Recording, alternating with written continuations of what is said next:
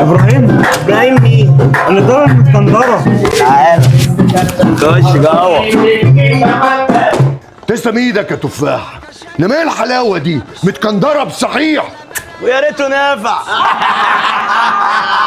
اهو انت كده يا بيسو عامل زي المتكندره، تاكل وتنكر زي القطه طهيمه. اه كله بيتكندر يا تفاح.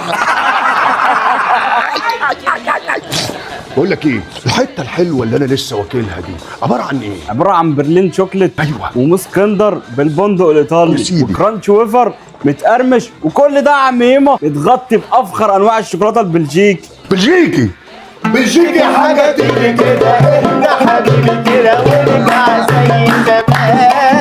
اتفضل يا معلم. الحجم الكبير يا بيسو. عينيا يا معلم.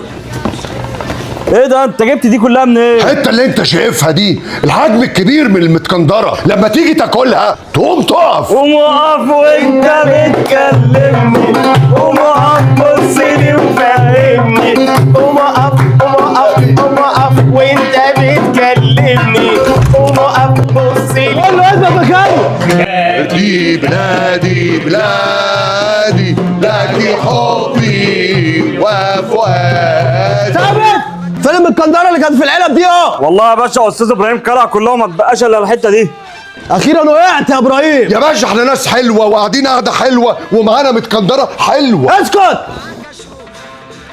الكندره دي حلوه قوي. طبعا يا باشا. اخرس يا باشا مفيش اي حاجه. هو بقول على الناس دي وحرصني المكندره. منك لله يا ابراهيم. استنى بس شويه، اوعى حد يقرب للمتكندره، اوعى حد يقرب يا باشا. ثانيه واحده، ما حدش يقرب للمتكندره يا جدعان، ما ينفعش كده.